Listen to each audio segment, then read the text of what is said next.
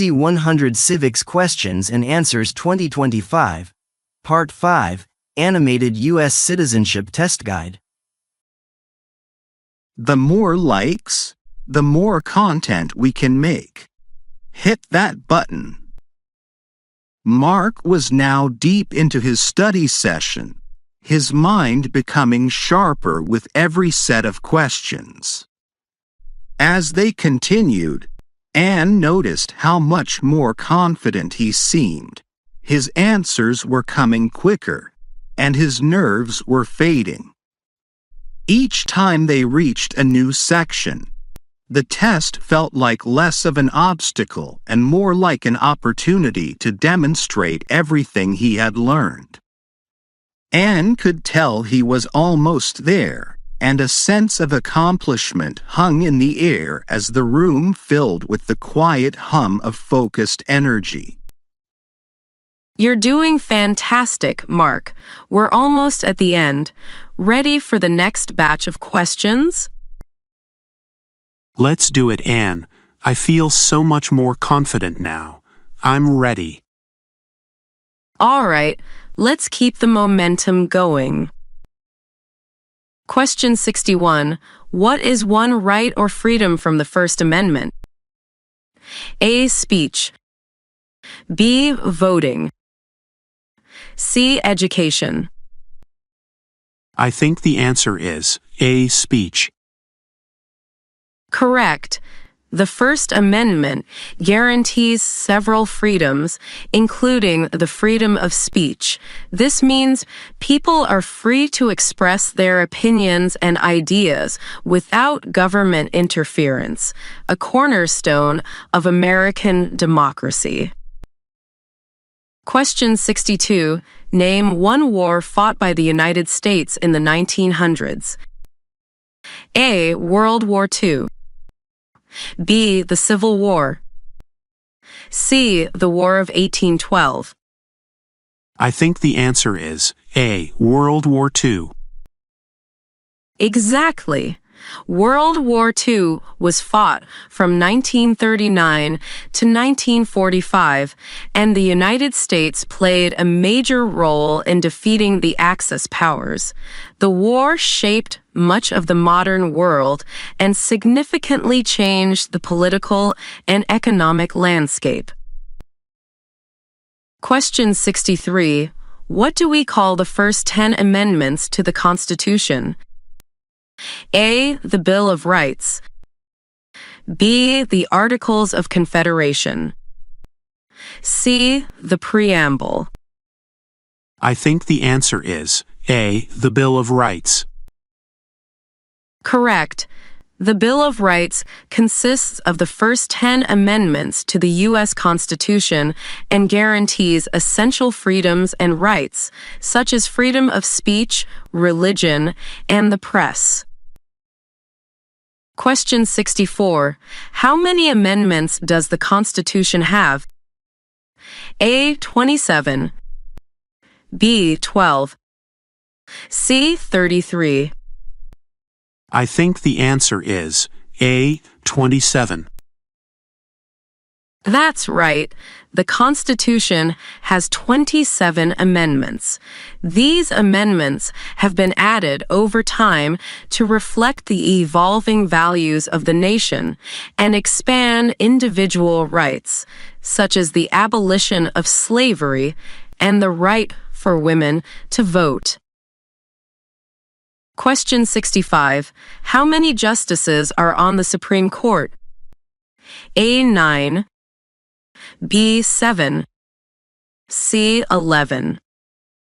I think the answer is A. 9. Correct.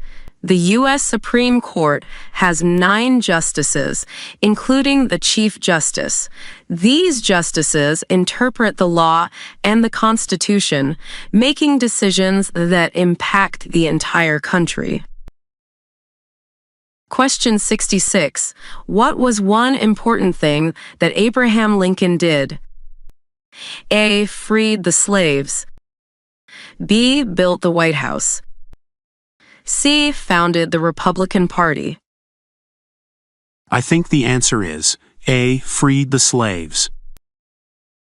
Exactly.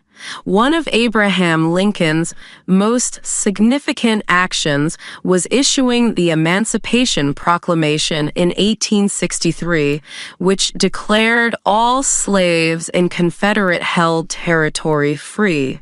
This was a pivotal moment in American history and a key step toward the abolition of slavery. Question 67. In what month do we vote for president? A. November. B. October. C. December. I think the answer is A. November. Correct.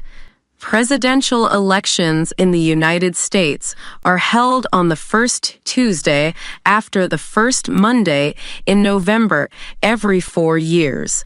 This tradition has been in place since the early days of the Republic.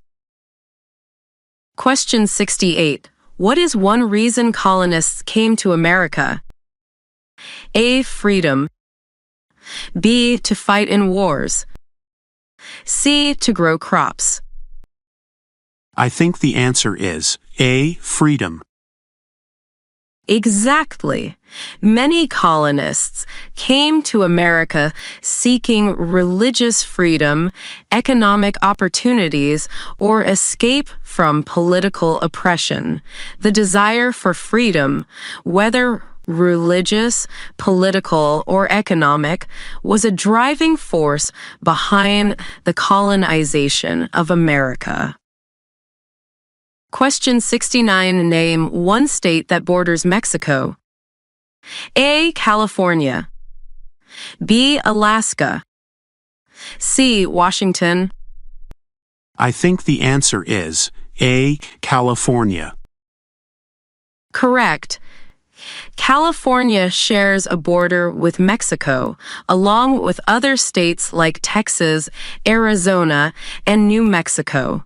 This border is one of the most important international boundaries for the United States, both in terms of trade and immigration. Question 70. What did the Emancipation Proclamation do? A. Gave women the right to vote. B. Freed the slaves. C. Established the civil rights movement. I think the answer is B. Freed the slaves. Exactly. The Emancipation Proclamation, issued by President Lincoln in 1863, declared that all slaves in Confederate states were free. It was a significant step toward the abolition of slavery in the U.S. and paved the way for the 13th Amendment. Question 71. What is the economic system in the United States? A. Command economy. B. Market economy. C. Socialist economy. I think the answer is B. Market economy. Correct. The U.S. has a market economy, which means that goods and services are produced based on supply and demand, with minimal government interference. Private individuals and businesses make most economic decisions in the U.S. Question 72. Name the U.S. war between the North and the South. A. World War I. B. The Civil War. C. The Revolutionary War. I think the answer is B. The Civil War. Exactly. The Civil War, fought from 1861 to 1865, was a conflict between the Northern States, Union, and the Southern States, Confederacy, primarily over slavery and states' rights. The war ended with the Union's victory and the abolition of slavery. Question 73. Who does a U.S. Senator represent? A. All people of the state. B. The president. C. A specific district. I think the answer is A. All people of the state. Correct. Senators are elected to represent the interests of all citizens in their state. Each state, regardless of population size, elects 2 senators to the US Senate, where they work to pass laws and represent their state's interests at the federal level. Question 74. There are 4 amendments to the Constitution about who can vote. Describe one of them. A. Citizens 18 and older can vote. B. Only men can vote. C. Only landowners can vote. I think the answer is A. Citizens 18 and older can vote. Exactly. The 26th Amendment, ratified in 1971, lowered the voting age to 18, allowing millions of young adults to participate in elections. This was an important step toward expanding voting rights in the U.S. Question 75. Who was president during the Great Depression and World War II? A. Franklin Roosevelt. B. Harry Truman. C. Dwight Eisenhower. I think the answer is A. Franklin Roosevelt. Correct. Franklin D. Roosevelt was president from 1933 to 1945, leading the nation through both the Great Depression and most of World War II. His New Deal programs helped bring the country out of the Depression, and his leadership during the war shaped the future of the world. Fantastic job, Mark. You've really made incredible progress today. Thanks, Anne. I feel like I'm ready now.